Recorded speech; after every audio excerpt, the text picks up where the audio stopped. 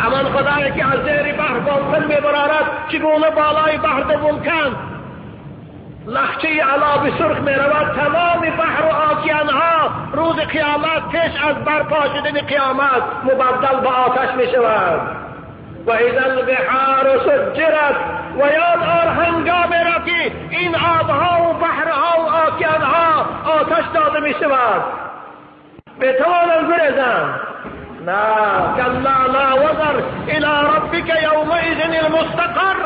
آن روز دیگر جای گریز نیست. يقول الانسان اين المفر كلا لا وزر. نه جای گریز نیست.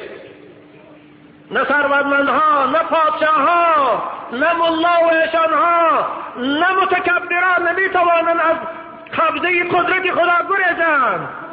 نمیتوانند. لا وزر. يقول الانسان اين المفر. يقول الانسان الكافر.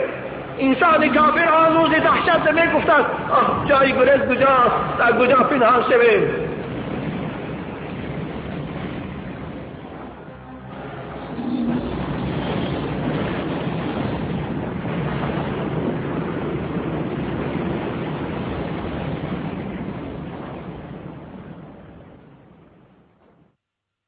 که گوید خدای عالم الغیب توی واقف باش یا به شکرای بروی من چه ها کرد آدمی زاد دست ابن آدم داد فریاد.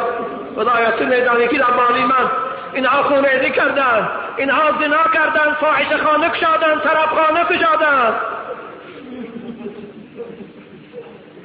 فساد و فتنه و فسق و عصیان، فساد و فتنه و فسق و عصیان گناه کردن تا دادن جان.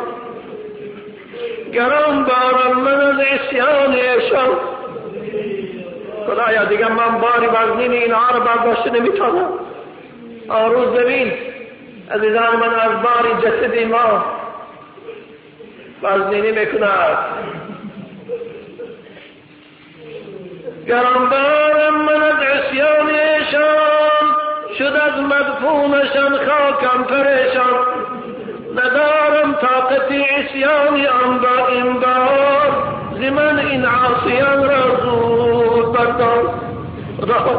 من طاقت این باری بدبینی این گناهگارا را برداشتن ندارم. اکنون زودتر اینها را از درون من بیرون کن.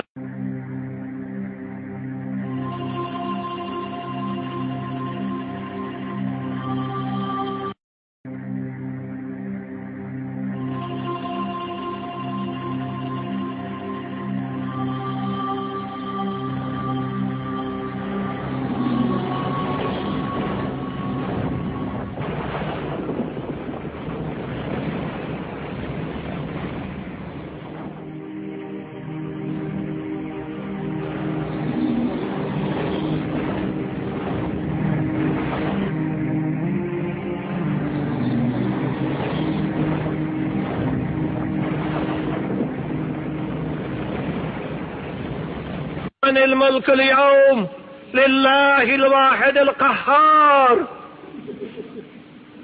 امروز پادشاهی حقیقی کیست؟ امروز فرمانروا کیست؟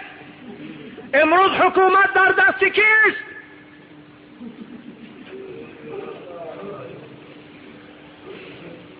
لله الواحد القهار.